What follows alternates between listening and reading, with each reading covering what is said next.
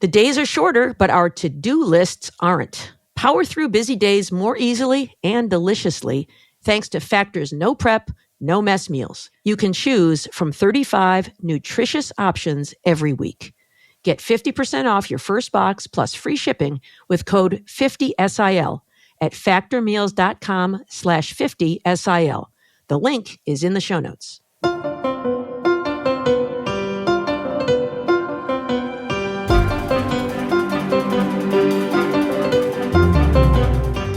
Welcome back to #Sisters-in-Law with Joyce Vance, Kimberly Atkins Storr, Jill Wine-Banks, and me, Barb McQuaid.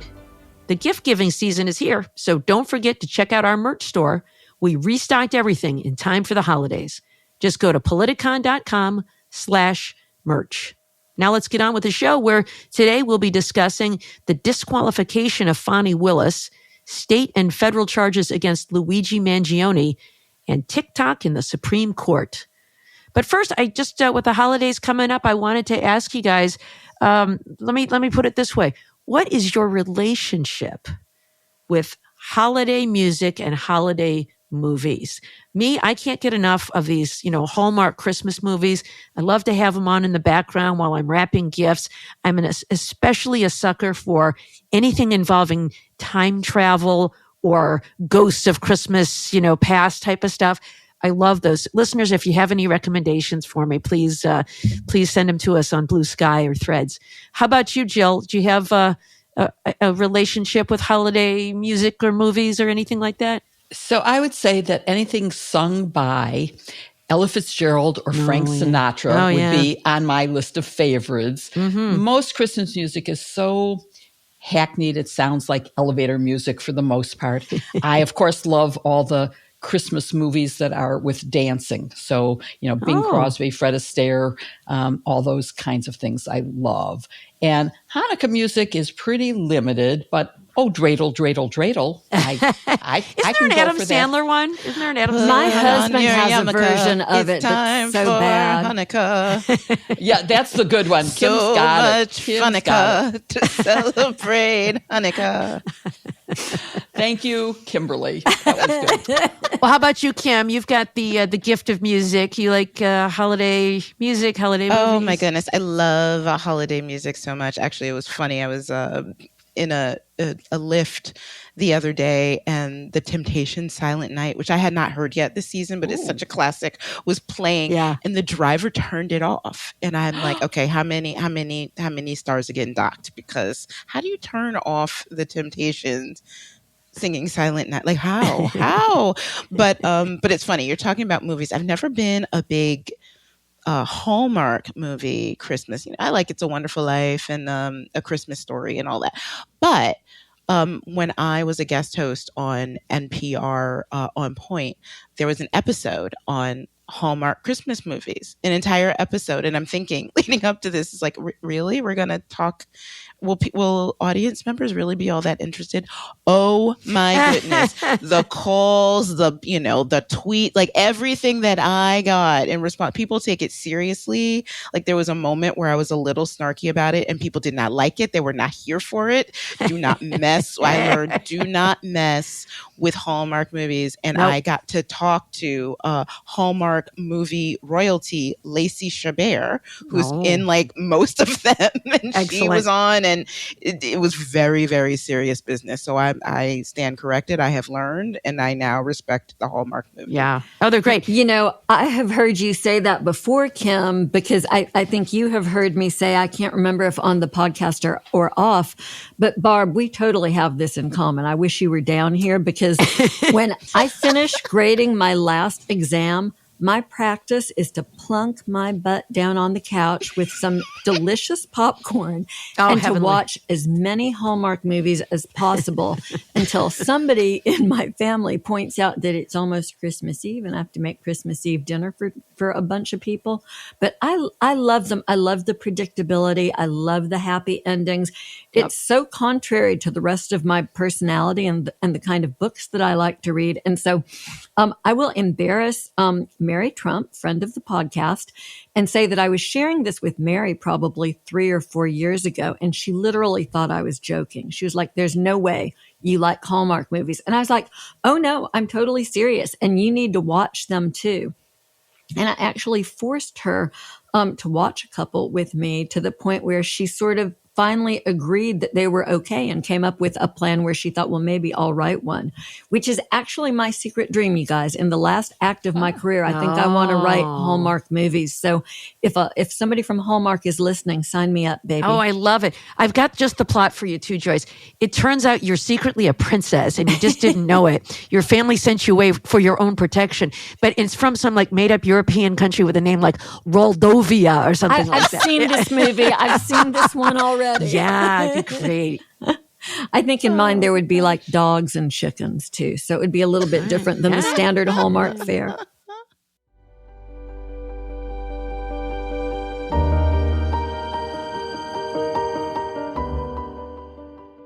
Great sleep is critical to success, and there's nothing better for sleep than a Helix mattress. I first heard about them when they asked to sponsor our show, but we're very selective on #sisters-in-law, and I wanted to try one out. I took their quiz to tailor my mattress to my sleep style, and I got matched with the Helix Midnight Mattress. I must have aced that quiz because I've been getting the best sleep of my life ever since it arrived. After trying it and sort of hanging out with Bob and me in our bedroom, the kids all ended up asking for them. So we are a Helix family. Everyone in our house loves their mattresses. Helix has so many options. They combine memory foam and individually wrapped steel coils for the perfect blend of softness and support. There are even enhanced cooling features to keep you from getting too warm when the furnace is blasting or a heat wave hits. Both are frequent occurrences with climate change, so I'm definitely glad Helix has this feature. Making the switch is such an upgrade, as we have been saying for 2 years now. Since we've started telling people about Helix, there have been so many stories of people seeing transformational improvements in the quality of their sleep. And add that to Helix's quick and simple setup and no-fuss trial policy, and it's an easy choice. And right now, Helix has an incredible deal for our listeners. You'll get 20% off site-wide and 2 free pillows with any mattress order. Don't wait. Go to helixsleep.com/sisters for 20% off and 2 free pillows. Again, that's helixsleep.com/sisters. The link, of course, is in our show notes.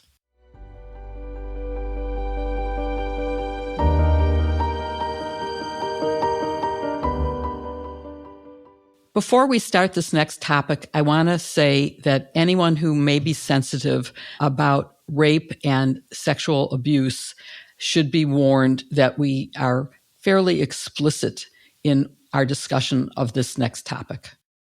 Some things happened this week that make me think President-elect Trump is the luckiest man alive and, of course, the most undeserving and the most likely to destroy the rule of law. He has succeeded in cowing wealthy, successful businessmen, the media, and almost 100% of Republican members of the House and Senate. He has won court cases no one should have won, including SCOTUS giving him broad immunity that killed Jack Smith's cases, at least for now. And now he has got DA Fani Willis disqualified from prosecuting the Georgia case against him and his remaining co-defendants. Let's talk about that, and then let's talk about Trump getting ABC to settle a defamation case and his feeling empowered to bring another case against the media, this time against the Des Moines Register and their pollster. I am hoping that Georgia is just a temporary victory. It was a 2-1 decision where the dissent made way more sense to me than the majority, which admitted they were making an exception to the Georgia law's requirement of actual conflict. What do you all think about this? Let's start with you, Joyce. So, Fani Willis was disqualified for having a romantic relationship with an attorney that she had hired to run the investigation. And the trial judge actually ruled in her favor, said it was just an appearance of impropriety, not an actual impropriety, so she could stick around on the case. And the Court of Appeals came in 2-1 with, as you've said, a really perplexing ruling, right? It says, well, yeah, it's just an appearance of impropriety. But the case was so rare and unusual that disqualification was mandated. This makes no sense. And I completely expect it to be affirmed on appeal, because what you have to understand is that we live in a world here in the Deep South of elected appellate courts. Our intermediate courts, our Supreme Courts are elected. People run, if not on partisan tickets, people tend to know. And Georgia's courts are very conservative, very much in a toe the line sort of way. I would be delighted if they reversed this really bad decision. I do not expect them to. Okay, so Barb, when we talk about what's next, before we get to that, the whole office was disqualified. Yeah. If she had an appearance, they didn't. So what's that about? Yeah. So let me just say a couple of things. First is Georgia law is really clear that the only reason you must recuse a prosecutor is for an actual conflict of interest, not a... Wait, are you accusing Georgia judges of reading the law before they rule? Because, girl, no, we don't do it that way down Well, that here. explains it, because there was a dissenting judge here who kind of was apoplectic about the law is clear. It says it's only for actual conflicts of interest, not apparent conflicts of interest. And just to our listeners who may not know what I mean by that and the difference, there are two sides in any case. And we refer to those as being on the other side of the V, right? This case is the people of Georgia versus Donald Trump and his co-defendants. And so if you have a conflict with the people on the other side of the V, like I have a financial stake in the outcome, I'll make more money if I win or something like that, or my close relative stands to cash in if we win or lose this case, then you might accuse the person of having an actual conflict of interest. In this case, it was about a personal relationship with one of her subordinates on the same side of the V. We had a married couple handling the other side of the case. Nobody had any problem with that. Of course not, because they're on the same side of the case. Now, when you're a prosecutor and the head of the office, it is a mistake to have a romantic relationship with your subordinate. There are ethical reasons as a manager that that's a bad idea, because you don't want that person to get favorable treatment, promotions, raises, bonuses, and other kinds of things that their colleagues are not getting. So maybe she's got a problem with the state bar of Georgia. Maybe she's got a problem with her constituents who can vote her out of office. Who doesn't have a problem is the people on the other side of the V. And that's why it's not an actual conflict of interest. And so here the court said, but because of the extraordinary nature of this case, we find it to be the rare case where the appearance of propriety is so important to public confidence in the outcome of the proceedings that we're going to go ahead and disqualify her anyway, which is really going against the will of the voters of Fulton County who elected her to that job. So what happens next? And reelected her since. It's also going against the legislature. Resoundingly. Yeah. So this decision really is completely in violation of the law, contrary to the law, common sense, and it's going to be very disruptive to this case, because you said what happens next? Well, an appeal to the Georgia Supreme Court, of course. This is just an intermediate appellate court.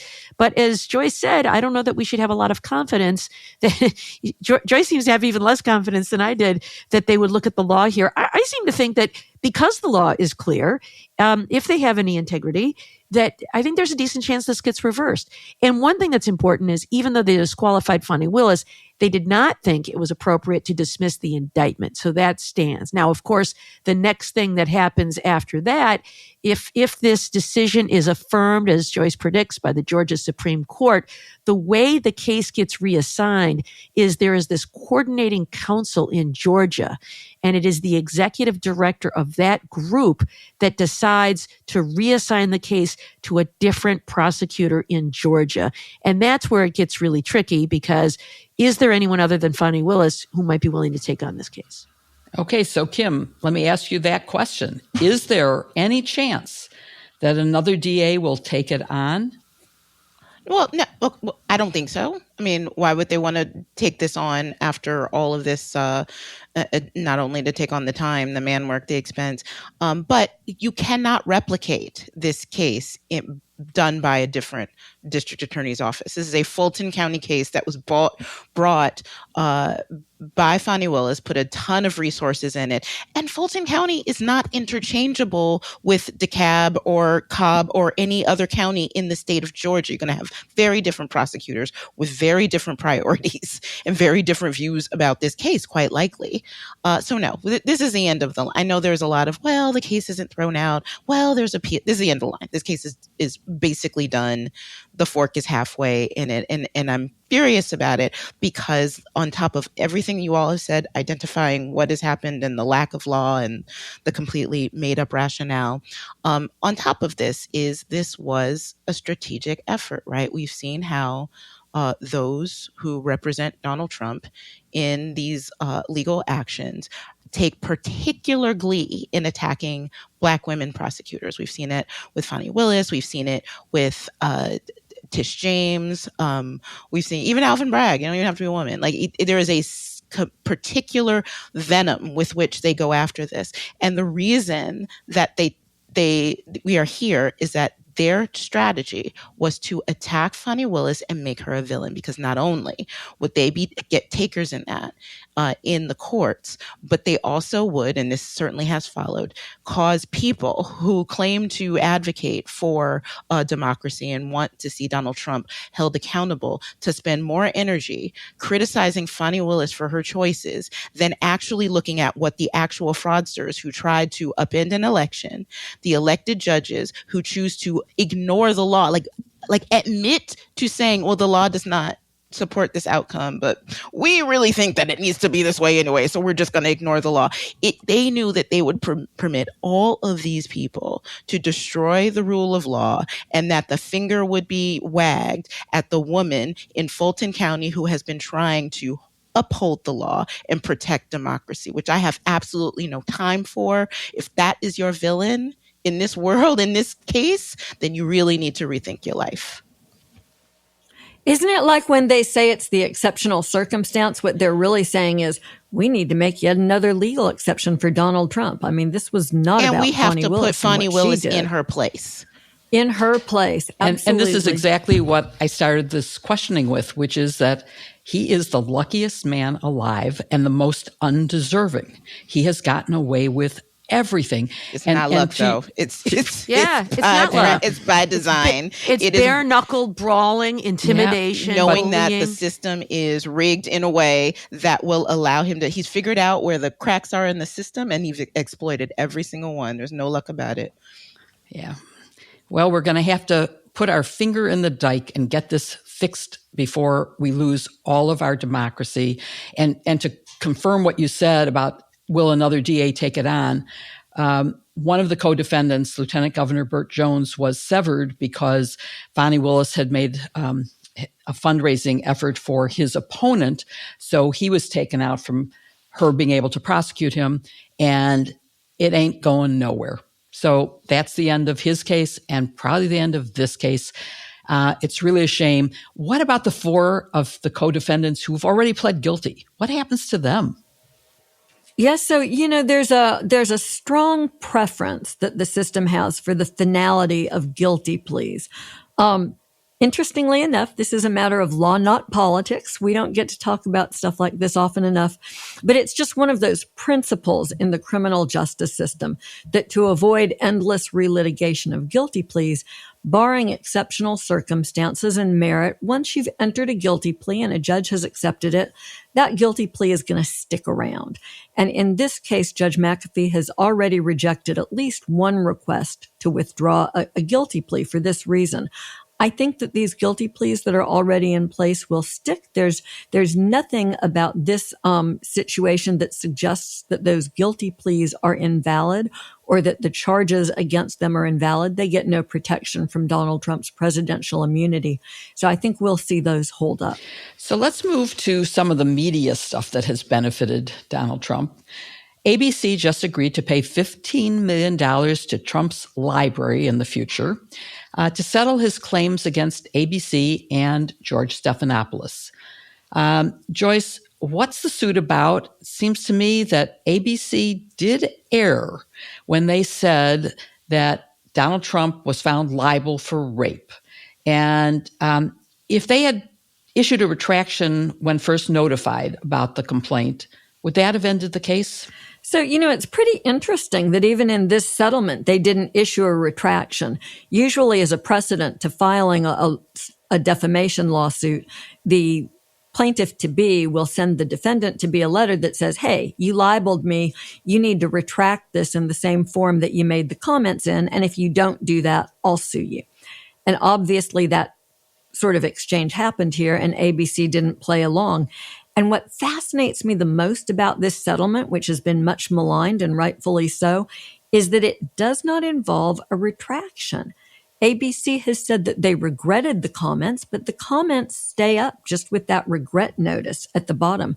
It sort of feels to me like they don't technically agree that it's libel. And so this is to the point that you made about George's comments, Jill. The case is about an interview that Stephanopoulos did with Florida Representative Nancy Mace. She's a Republican, and she's talked about being raped as a teenager. So Stephanopoulos asked her repeatedly and pretty forcefully why she was supporting Trump. He was careful to say he had been found liable for rape in a civil lawsuit. So the civil lawsuit part is fine. There was no suggestion Trump had been criminally convicted. What Trump objected to was characterizing this as rape. And as you say, Stephanopoulos was off base in this sort of hyper-technical legal sense. But it may really not have amounted to defamation under the law. And here's why. New York law, it uses this old-fashioned definition of rape that's limited to contact between a penis and a vagina. The term sex abuse is used for other conduct that we would normally include in the more modern definition of rape that's adopted in forward-leaning states like Alabama, for instance, where the definition of rape is much more expansive. That would include what E. Jean Carroll alleged, that Trump put his fingers into her vagina. That would be the modern definition of rape in most states. It's technically not in New York, where it's sex abuse. So the judge even confirmed that in this case. When Trump raised a related issue about this conduct, the judge acknowledged that colloquially, what the jury found against him for in the civil suit was understood to be rape. And that's what Stephanopoulos called it over and over repeatedly during the interview. I think if this one had gone to trial, ABC would have won. And so that's the big part of the uproar and the mystery here. Why do you settle a case even before the depositions take place when you're in a really strong legal position? So, Kim, as part of the media, tell us what you think. Why did ABC settle? They've been severely criticized for doing it, and it seems to have empowered Trump to bring another suit, which we'll talk about after this. But what do you think? Why did they do it? Yeah, so essentially what happened based on reporting from the New York Times is that the head of Disney, Bob Iger, and their general counsel got cold feet and decided that it was better just to kill the lawsuit, which is ridiculous if that reporting is true. That not only is such a backstab to the news division at ABC, because this was a dud of a case. Can I say, to prove defamation, you have to prove, one, that a statement was false, two, that it was made with with knowledge of falsity or reckless disregard to the truth, and three, that Donald Trump's reputation was harmed. Three is impossible to prove. I don't know how you prove that in any defamation case, honestly. I think he is as close to libel proof as one can possibly get, right? Two, this whole and even if you can say, okay, he could be defamed, the standard would be the average ABC viewer. Do they know the vague differences in New York statute that Joyce just laid out? No, they don't. And suddenly what they say, I'm okay with him being an adjudicated sexual abuser, but you call him the R word. Well, that just totally changes my thought. No, this was a dud of a case. I can't emphasize that enough. But this settlement, what it does is that it puts the target on the backs of all of the reporters within the news division at ABC, as well as other reporters like me, like other people who go out every day, and we have to be prepared to be hit with more frivolous lawsuits because of the spineless decision, in my opinion, of the execs at Disney. Mickey Mouse should not be making editorial decisions, y'all. I'm sorry. It just, no. Minnie Mouse would be okay. Sorry. You do a better job. All right. So, Barb, one last question on this topic. It's money being paid to his library. And I just, that struck me as so odd. It first of all, there's all this jokes about he doesn't read books. Will there ever be a library? But what's the significance of it being to his library? Yeah, so interesting, isn't it? And I'm sure you asked me this question because you know of my affinity for presidential libraries. I have visited many, and I enjoy visiting them. There's actually a really interesting article about this from the Freedom of the Press Foundation that talks about how fundraising for presidential libraries have become this kind of, I don't want to say scam, but a very unregulated, lack of accountability or oversight place. And that's because the National Archives provides some funding for libraries, but most of them are privately funded.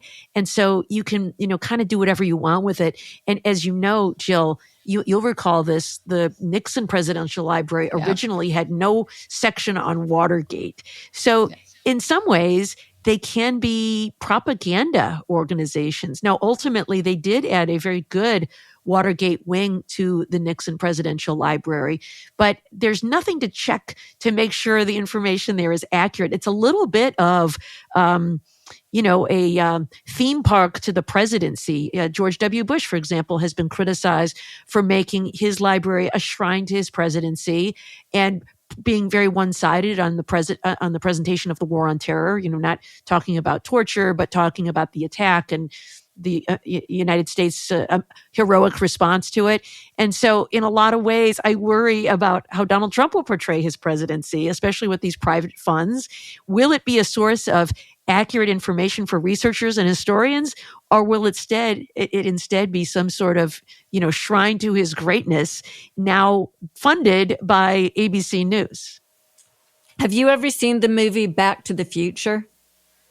Well, I have. I love time travel. Well, and I mean, I know that from our earlier conversation. So, you've got Biff's Pleasure Palace, right? Which was built on Donald Trump in the Back to the Future movies. I think that's the presidential library we're going to see. Ooh. Oh, so you're right about the Nixon Library, which was originally privately funded and had no mention of Watergate whatsoever. And then Tim Naftali took over and he insisted that there be a Watergate section. It's small compared to what it could be, but it's very effective and does a good job. It's a great museum. So, okay, let's move to the Des Moines Register lawsuit that Trump just filed against the paper and Ann Seltzer, her polling firm, Gannett, which is the newspaper's parent company. And Joyce, let me turn to you because your experience with defamation law. But this is a consumer fraud case based on the pollster's prediction, not a free speech case, not defamation.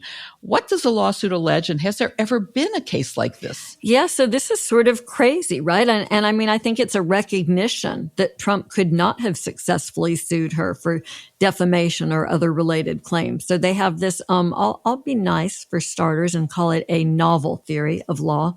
But Seltzer, is a pollster for the Des Moines Register. She's a very well-regarded one. And what I think our listeners will remember is that she came out with a pre-election poll that really shocked people by saying that Kamala Harris was up in Iowa. And of course, she ended up losing that state. So Trump has sued, and he's alleging that that was election interference.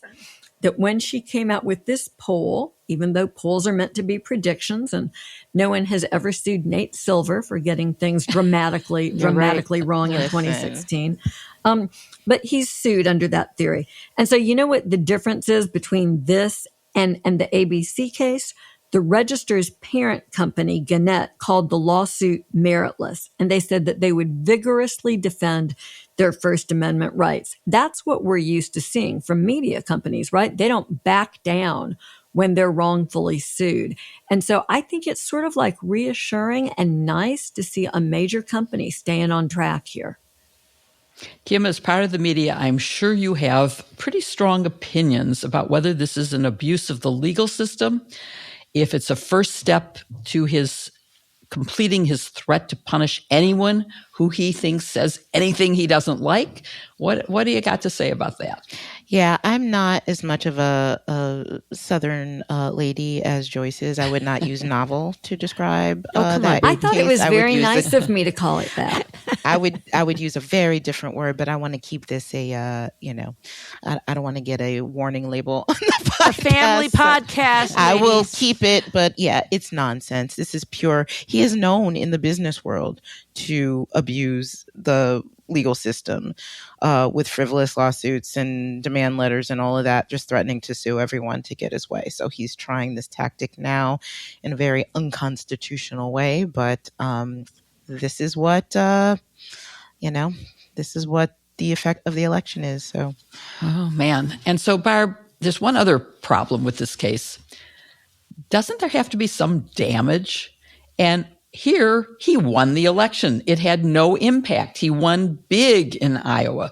So what's going on here? Yeah, I think you raise a really good point. So, one of the essential elements of a defamation suit is not just that you said something about someone that you knew was false or acted with reckless disregard to falsity, but that you caused harm to their reputation. So, if somebody loses a job and they can quantify that, then, that's damages. Or you can show that, I think about Shay Moss and Ruby Freeman, who suffered all kinds of threats and harassment, were driven from their homes, the infliction of emotional distress. That's something that you can quantify. But here, I don't think he was harmed at all, right? He won the election and he won Iowa. So I think it'd be ridiculous. I don't think he can win on this element. I don't think he can show any damages whatsoever, which is why I think this lawsuit, like so many others, are not really about winning the lawsuit. I think it is about sending a message to people who dare to criticize him. In his book, The Art of the Deal, which I have not read, but I have read summaries of what lessons can we learn He from hasn't either.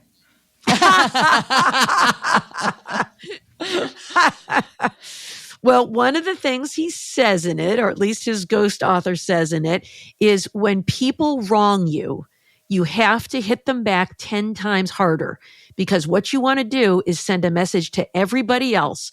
Look out. If you come after me, you are going to get it times 10, because that way it has a deterrent effect and people are afraid to take you on. I think that's exactly what's happening here. Ann Seltzer had this poll. She shared the results. He didn't like it. He's going to hit her back times 10 with this lawsuit. And so he's going to make her hire a lawyer and go through, maybe have her deposition taken and go through all kinds of things to make her life difficult, even if knowing at the end of the day, he is not going to be able to win this lawsuit, because this is not about Ann Seltzer. This is about everybody else.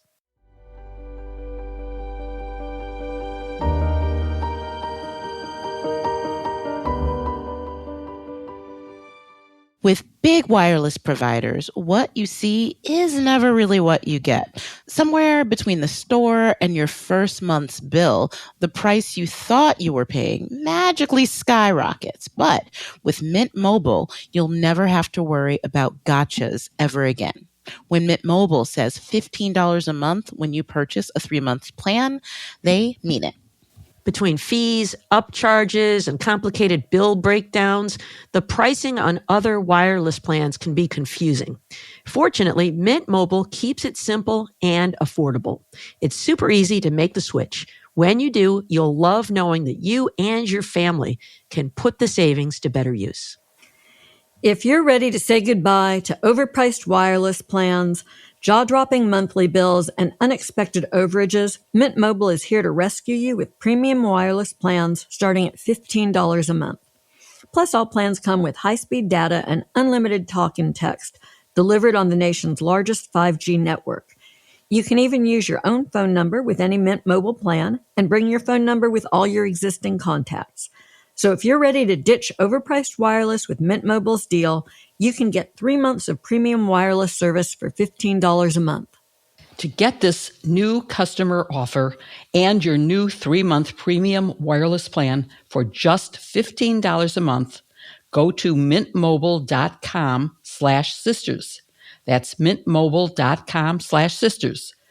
Cut your wireless bill to $15 a month at mintmobile.com/sisters. $45 upfront payment is required.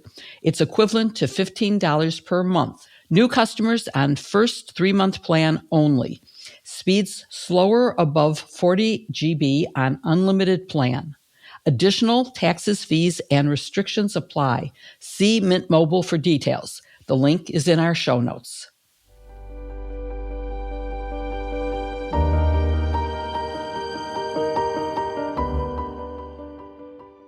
United Healthcare CEO Brian Thompson was killed in what appears to be a premeditated shooting just over 2 weeks ago.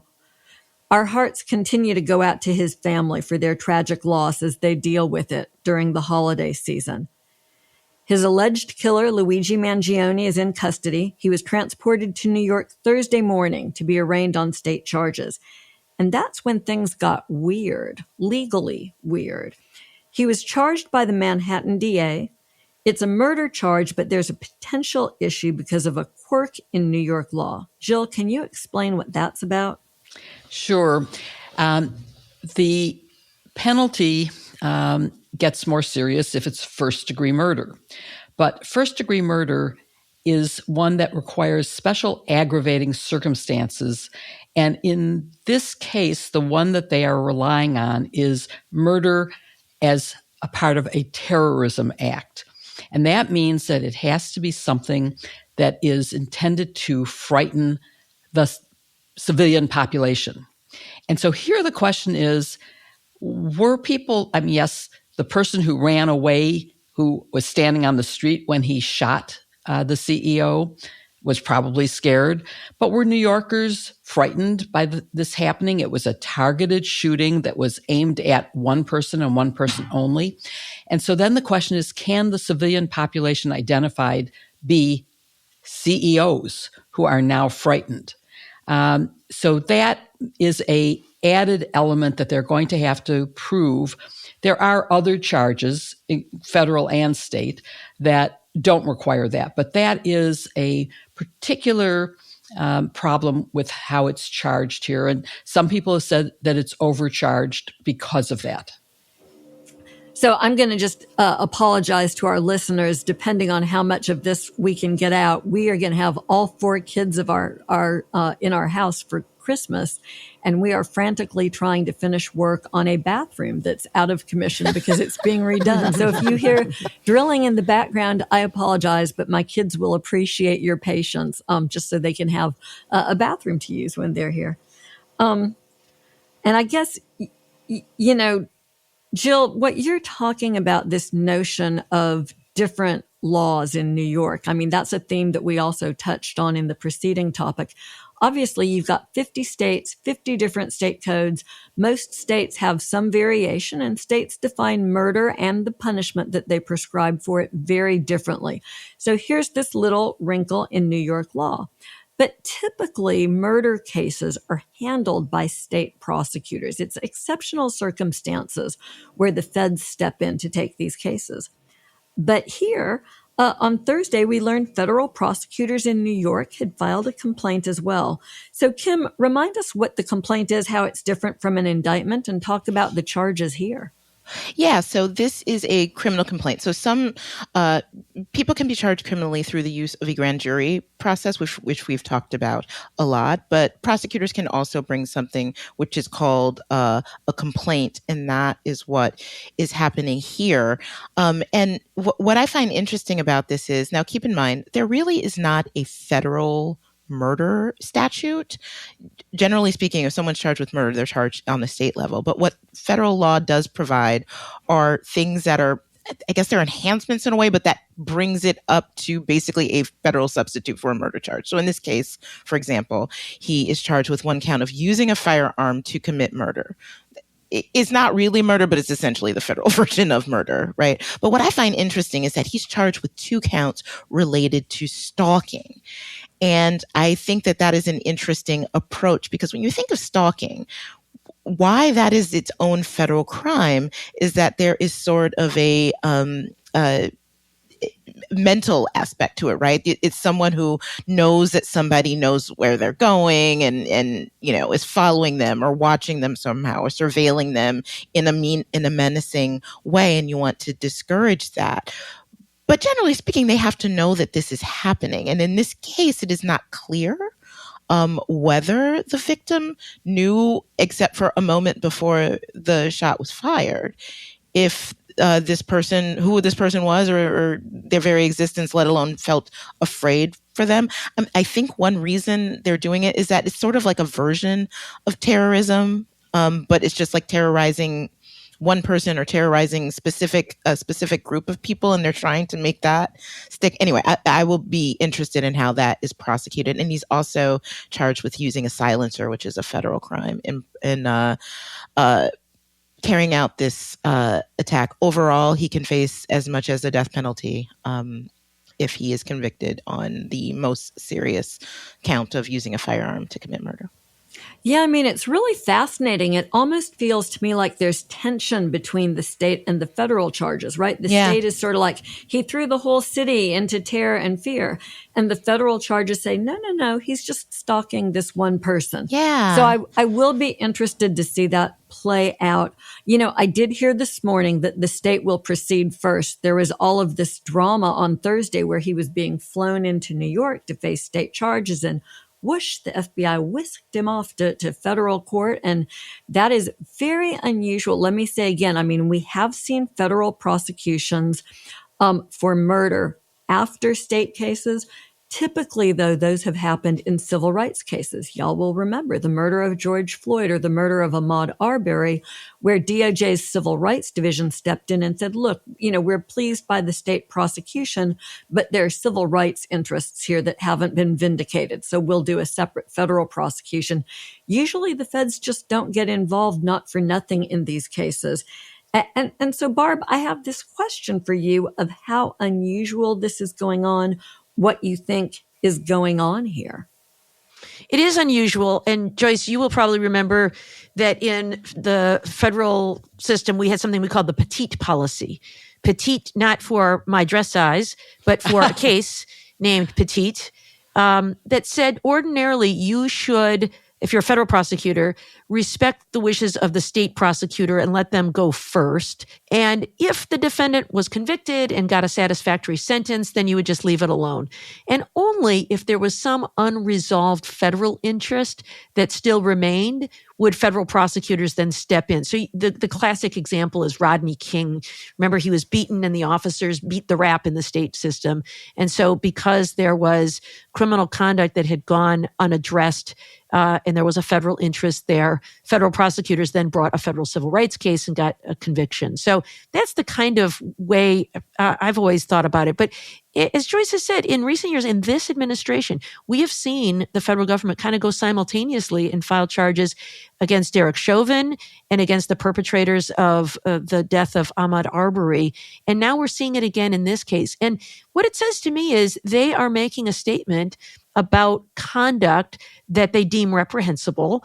Because remember, one of the reasons of criminal prosecution, it's not just to punish wrongdoing. It's not just to protect the public from dangerous individuals. It is also to send a deterrent message about the kind of conduct that is reprehensible to an ordered society. And it reminds me a little bit of hate crimes.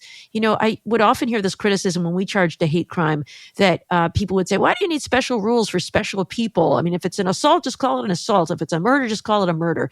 But I always thought it was important to charge a hate crime when there was this additional motive of a victim targeted because of their race or their sexual orientation or their religion or national origin, because it terrorized a community and it went after a person saying that they didn't belong in America. And so I thought it was really important to send a deterrent message to anybody who had that additional motive so we could share the social condemnation for that crime. And in the same way, I think terrorism charges are appropriate here in the state system.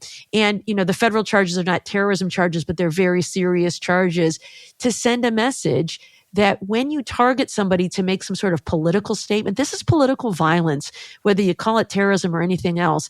And I'm worried about copycats. I'm worried about the way he has been heroized by some people on social media. This is not the way we resolve disputes in America. Certainly people have complaints about the way the insurance industry gouges consumers. I agree with it. And I would like to see us do things to better regulate the insurance industry to protect consumers.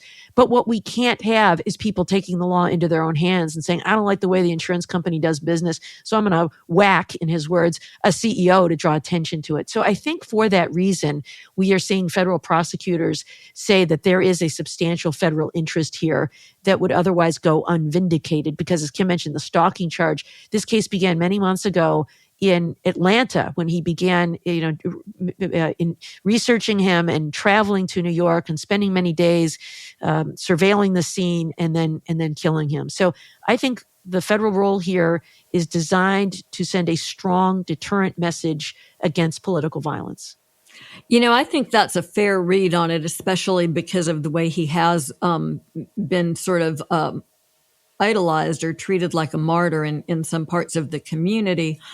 It is a fascinating situation in the sense that it's clear that the insurance industry has a lot to answer for. The question is, how do you make them answer? And certainly not at the end of a firearm.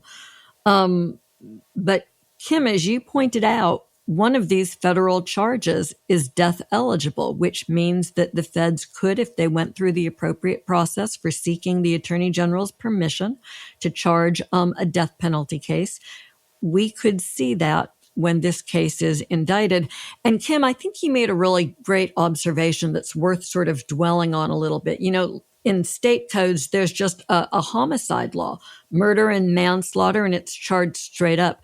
In the federal system, it's much more sort of spread out across the code. For instance, killing someone on federal property is murder, or killing certain classes of people. For instance, trying to kill a president or a vice president is attempted murder, and you can have murder charges. But there's this entire range of cases. There's bank robbery statute, there are the firearm statutes, there's the civil rights statutes, there's bomb and gun statutes, where conduct can be eligible for capital punishment if the victim dies while you're committing the crime. And so that's what we're seeing here. I'm curious, what do you guys think? It's too early for any decision to have been made by the feds yet, but what are your thoughts about that in the context of this case? Do you think that DOJ will end up charging a capital case, Kim?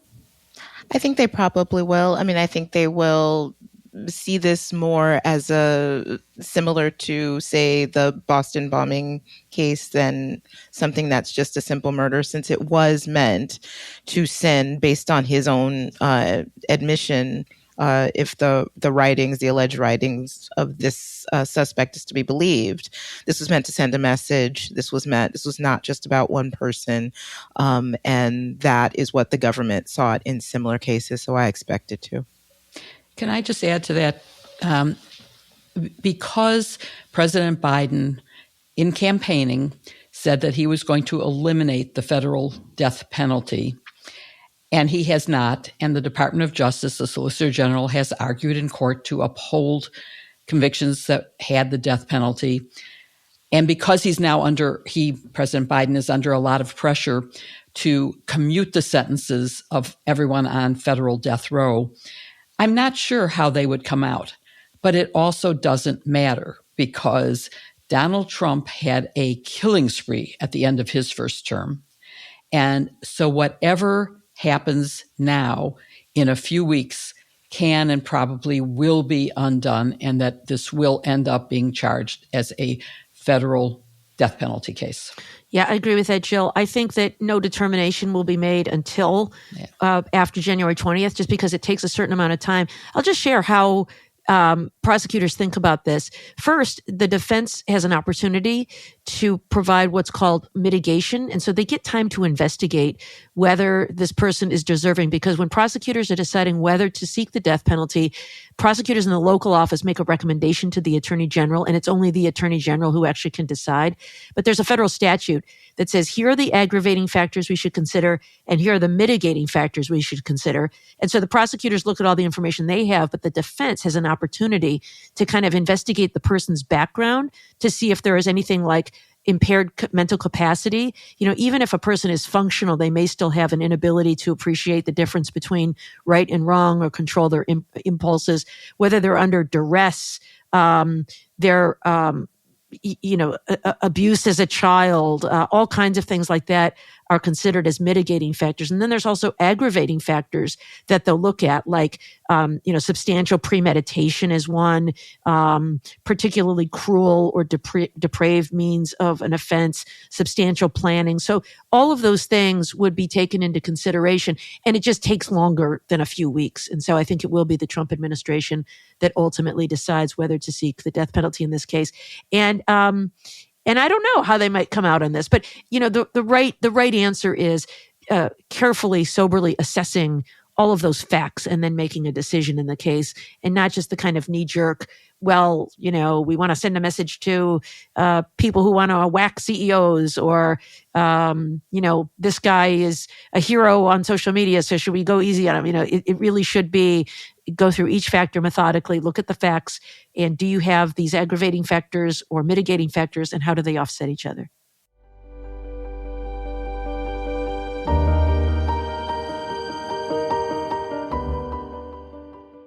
My family is pretty scattered from coast to coast, essentially. But, I always keep them close with my Aura frames. The holidays are all about connecting with loved ones. And there's no better way to do it than with a digital picture frame from Aura Frames. Wirecutter called it the best digital photo frame, and it's easy to see why. You can upload your favorite pictures of your family to one frame and relive all those happy moments again and again. Aura, it's also perfect if you have big news to share, like Vance children. If you're listening to Mommy Podcast, a little bit of a wedding announcement news would be welcome at some point. You could also share a new addition to the family or other sorts of cherished milestones. And look, if you want something even more personalized, you can upload a video message and it'll play on the frame as soon as it plugged in. This is just so brilliant. That way, the first thing the recipient would hear is your voice and how much you love them.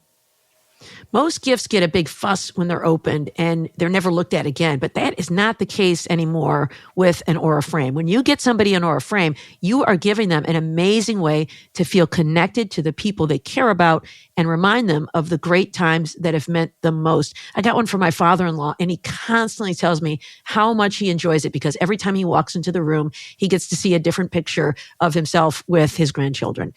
With my children off to college, giving them an Aura frame has been the perfect way to keep them connected to the incredible times we shared while they were growing up. Plus, you can always add more photos because there will be many more memories to come.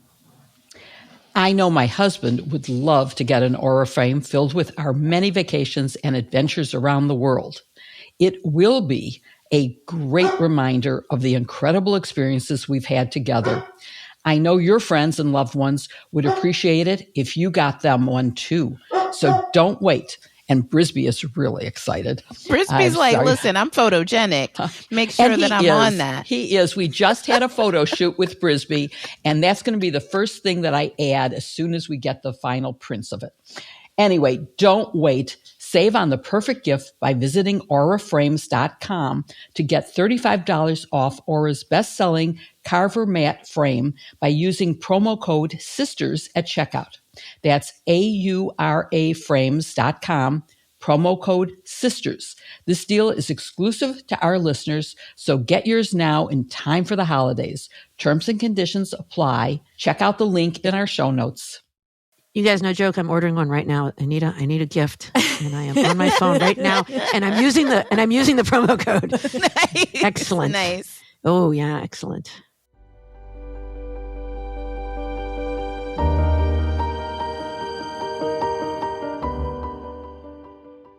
Well, I don't tick and I don't talk, so maybe I'm not the best person to be leading this discussion of the fact that the Supreme Court will hear a challenge to the constitutionality of a federal law that will shut TikTok down in the United States unless its parent company ByteDance in China sells it to U.S. investors. The justices will hear arguments in this case on January 10th. Yeah, you heard me correctly. It turns out the court can move speedily when how about when it that, wants to. right? Where were they have Trump no cases? choice here, though, right? There's a statutory requirement that they decide. So I'm going to cut them a tiny bit of slack on this one. All right. So, Jill, what is this law and why do we have it? And why does TikTok think it's unconstitutional? Well, let me start with the rare circumstance that this was something that had bipartisan support. And it was passed because there was a belief that this Chinese ownership created a national security threat because people were giving a lot of personal information, which meant that the Chinese government had control of it, or at least it was perceived that the Chinese government was the one that ultimately benefited from this information. And so the law was passed as part of trying to protect our national security. And it has to be weighed, of course, against the First Amendment rights of this foreign company, as well as the users. And a lot of people do make their living from using TikTok. And I don't remember the exact number, but we're talking one of the largest user groups is the people who use TikTok. And so that is why people are fighting to make sure this doesn't happen. And there's a very limited time for them to now, the Chinese company, to sell to an American company, or at least not a Chinese company, to some acceptable national ownership, so that the information will not be going to China anymore. And Barb, what are you looking out for when this case is taken up and argued? You know, as Jill pointed out, it's not like it's a clear ideological split that is clearly defined here. What do you think the justices will be trying to find out about all this ticking and talking? Well, first, just because it's TikTok, and when I think of TikTok, I think of those little TikTok dances. I can imagine, Justice Kavanaugh doing a little dance for TikTok, or maybe Justice Alito maybe flying a flag upside down to make a little meme or something, right? That could be fun on TikTok during the TikTok arguments. That could be fun. We do have a case of a justice being on Broadway, dancing and singing. Justice Brown Jackson performed on Broadway. So that certainly was worthy of TikTok. But is her voice as good as our own Kim's? Better. Certain of it. You had to say that. This is a total aside, but did you guys ever see the TikTok dance with Kate McKinnon and Elizabeth Warren? Elizabeth Warren, yes. We put that in the show notes. One of the better ones, yes. That's a classic. We got to put that in the show notes. That's what when I think of I'm not on TikTok, but when I think of TikTok, I think of that. So I'm picturing Kavanaugh and Alito kind of doing a little dance. I think of the dogs watching television, dancing and jumping up and down, or watching a horse race. Those are the things I watch on TikTok. All right. Well, all kidding aside, what will I be looking for during the oral argument? There's a D.C. Circuit Court of Appeals opinion on this case, which is what teed it up, and they upheld this law. And to me, it seems pretty sound. The argument is that this violates the First Amendment rights of TikTok and ByteDance, the parent company, by telling them they can't operate their social media platform, and some users who are influencers or they sell things on TikTok say that this will harm them. I know that the First Amendment says Congress shall pass no law that abridges the right of free speech, but in fact, that's not right. It's not the way the Supreme Court has interpreted it. In fact, I could go off for hours on how no right in the Constitution is absolute. That's because you have to interpret every constitutional provision against the rest of the document. And so there's also the need to provide for the common defense. And so you have to balance the right to free speech with the right of the need and the responsibility of Congress to protect the common defense. And so what they look for is something they call strict scrutiny when there's a fundamental right that is compromised. And that is there a substantial governmental interest here in this statute? And if so, is the limitation narrowly tailored to achieve that interest. And the court went through a detailed analysis of that. They said, yeah, this is a real threat. I mean, China is one of 4 countries that we have identified as a hostile foreign adversary, the others being Russia, Iran, and North Korea. And so we are worried that they could use it to hack into our systems. We worry that they could use it to gather private information about people and use it as leverage to recruit them to be spies.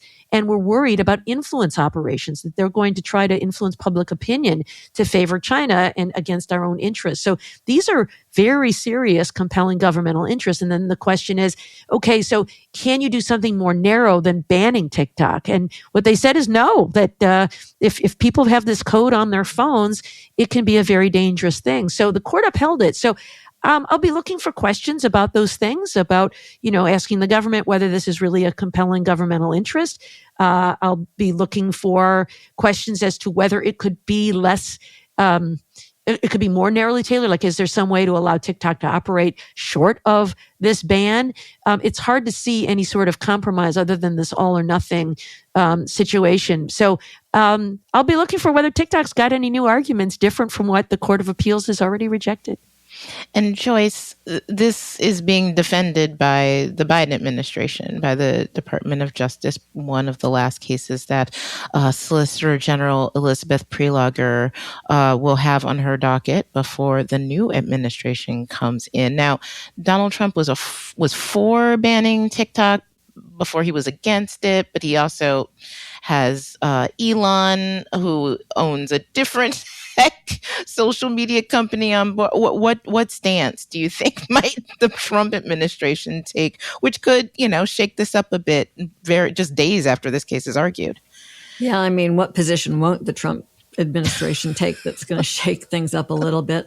Look, I think something that we should do is acknowledge that the current Solicitor General is someone who has really risen above the politics. I love listening to her argue. She is so thoughtful and so balanced and often surprising by not taking, positions that toe a political line, but rather by being nuanced and thoughtful. We're going to miss that when Trump's nominee, John Sauer, if he's confirmed, takes over. Many of you will remember he argued for Trump in the immunity case and comes off a little bit more, he's just a little bit more rough around the edges than she is in oral argument, and certainly not afraid of breaking some eggs to make the omelet. So it'll be a real style difference. But in terms of substance, the Solicitor General's position isn't supposed to change with administrations. The Solicitor General is looking at the long arc of the law, and so we expect that to be consistent no matter who sits in the White House. And of course, that's a lovely fairy tale myth that we tell ourselves, because in reality, particularly in some of the big cases that impact major policies, there is change, and both parties have been involved in that. For instance, the Defense of Marriage Act, our policy changed during the Obama administration. We see it in other big societal issues like abortion. So if I had to guess here, my prediction is that Trump is going to be less worried about the Supreme Court case and more focused on maybe getting in an early lick for his reputation as something of a deal maker. And I could see him trying to influence something that would permit TikTok to remain on U.S., do we call them airwaves? What do we call it? On the internet in the U.S., and brokering. I was called the interwebs. The interwebs. Thank you, Barb. That's what it's I called. was struggling for. The interwebs. Technical term, yes. Struggling for a deal that lets them do that. And then he'll be able to say, oh, I'm such a great man. I made this work out. Trump has, as you said, he's really shifted on this. He has come to see the value in TikTok. He used it aggressively in the last election to influence particularly young men who voted for him based on some of the stuff that influencers were putting out there. So I think Trump may not want to see it die any more than the whatever high percentage it is of Americans who are all sort of TikTok obsessed. I have to confess, I've never picked that up. Because of the concern articulated in the statute, because I've never wanted my data pushed over that direction. Yeah, with Elon being Trump's right-hand man and co-president, as some are saying, what do you think the existence of President Trusk will mean for this case moving forward. What will that be a factor in what happens? You in the heard future? it here first. I prefer President Mump. Puts Elon first. But I mean, maybe Elon Musk would not be sorry to see TikTok banned if that pushes more people to Twitter. I don't know. Like, is that a wild card that we should be watching? Anybody?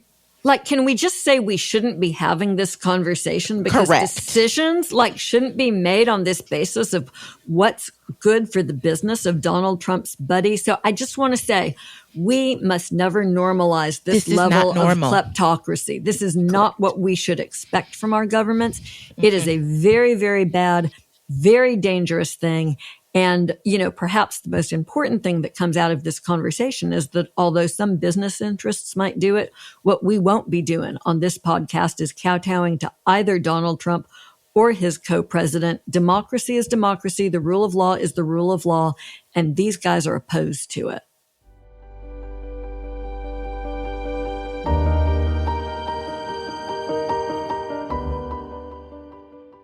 Y'all, many people have gift guides. We've never done a hashtag sisters-in-law gift guide, but I think our ads sort of serve that purpose in some ways. And I'm really excited that we have an ad for OneSkin today. I've done a lot of my Christmas shopping with OneSkin. The holidays are all about surprises, and OneSkin really took that to heart.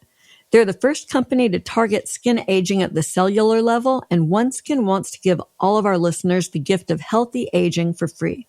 That means that throughout December, you'll get a free travel-sized product valued at up to $42 with every order that's $125 or more.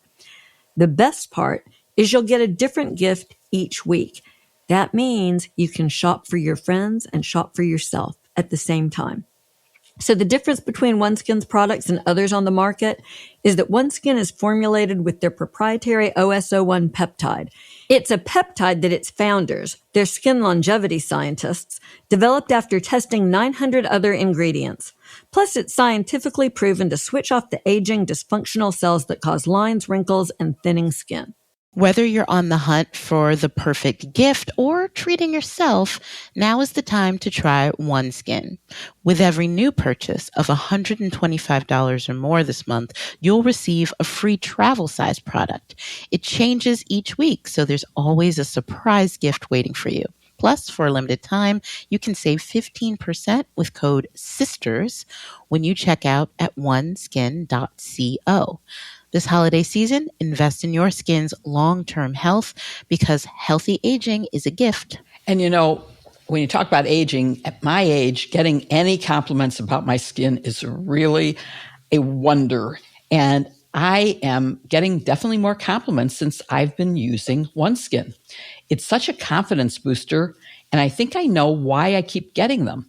Whether I'm out in the wind or warming up next to the fireplace, I use OneSkin's OS01 face topical supplement to fight back against dryness.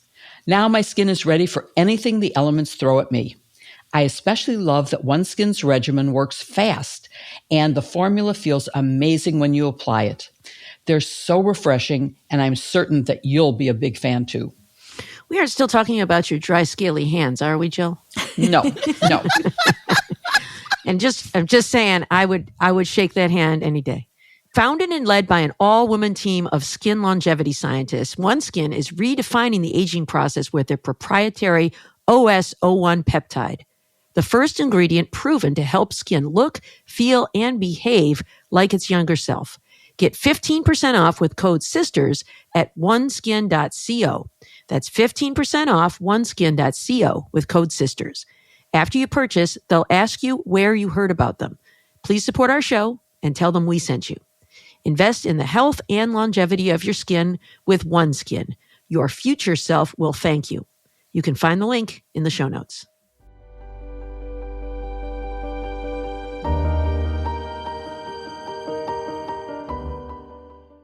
And now comes the part of the show that we love the most, the part where we answer your questions. We get so many good informed questions. We just love it.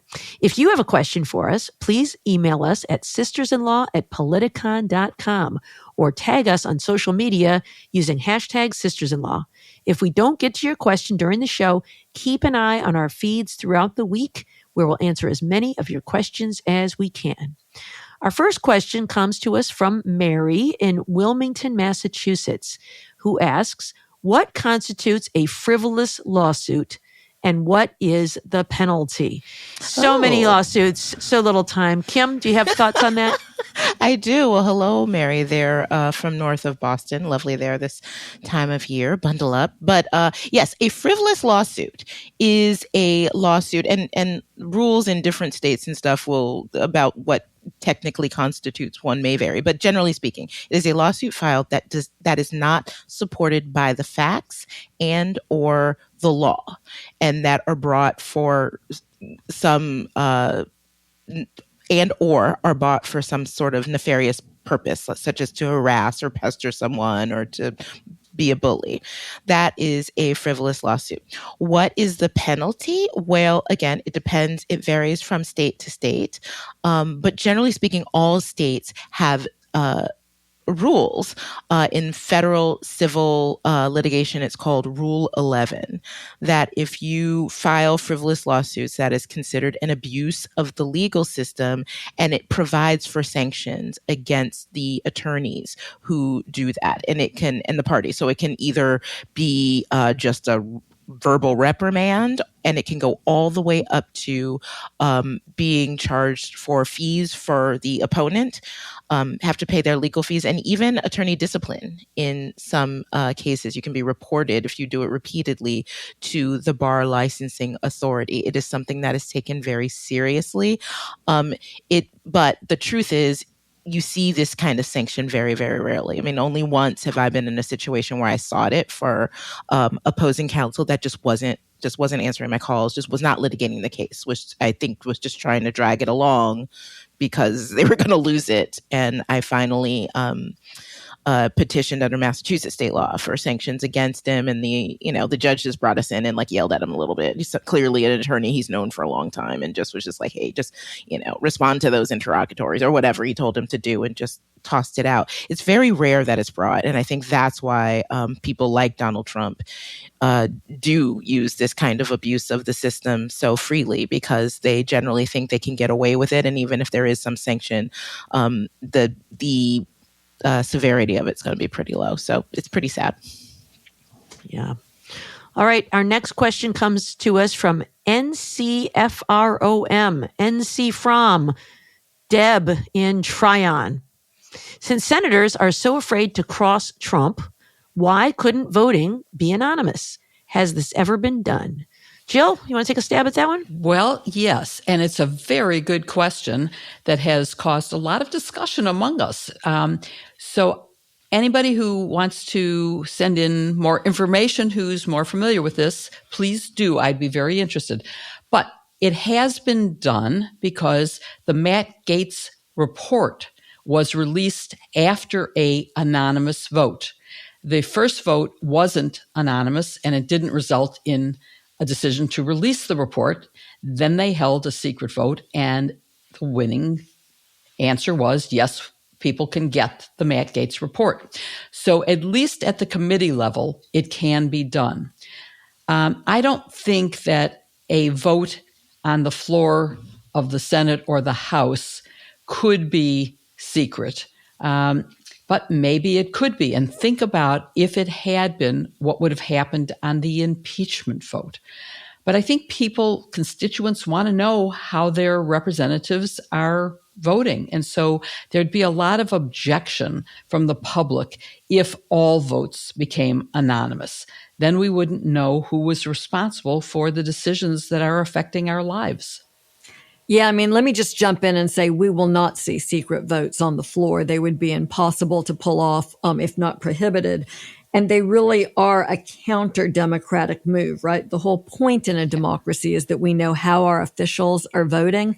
And if we tried to have secret votes on the floor, or even broader secret votes in committee, what would happen is that the people who were involved, the vote counters, would know the outcome word of that would very likely get back to people like Donald Trump, and we would be the ones left in the dark. All right. And our final question comes to us from Judy, who asks, can a person who's offered a pardon refuse it? Joyce? This is such a great question. It's something that we all had to look at several weeks ago because most of us are not experts in pardon law. And so like all the rest of the TV legal analysts, I went back and looked at Supreme Court cases and found out that this is very interesting. A pardon cannot be forced upon you. And so it is, in fact, possible to reject a pardon. You have to assert the pardon in court, for instance, if you want to bar an ongoing investigation or a lawsuit that's a prosecution that's been brought against you, the person who received the pardon, actually has to say, well, I have been pardoned, so you cannot go after me any further. So yeah, it's not automatic. All right, let me be the first to say, if offered a pardon, I will refuse to accept You and me both, girl.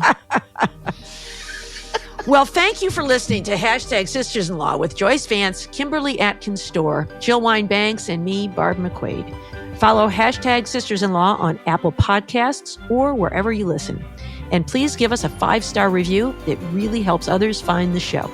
And please show some love to this week's sponsors, Factor, Helix, Mint Mobile, Aura Frames, and OneSkin. Their links are in the show notes. Please support them because they make this podcast possible. See you next week with another episode, Hashtag Sisters-in-Law. All right, you guys, I'm going to a holiday party tonight, and usually when I go to a party, I bring my favorite thing, which is nothing. But I feel the need to bring like a little hostess gift, you know what I mean? And I don't like to bring wine because I'm not a drinker and I don't want to promote drinking. What is a good hostess gift for a holiday party? I really like herb plants, especially at this time of the year. If you can find a little rosemary tree or something like that. Sure, it's probably one growing in my yard. I'll check for that. What else you got? You have nurseries near you. I'm confident. Well, what else I have one that you definitely will not make. It's what I bring, which is because I do canning. I bring homemade either jams or spiced peaches. It's fantastic. But Kim, what do you got for me? I know. That wouldn't work. I'm not doing rosemary. I'm not doing canned peaches. You're what do you invited to my house, though, Jill, anytime. A whoopee cushion. Oh, now we're talking. You'll never be forgotten.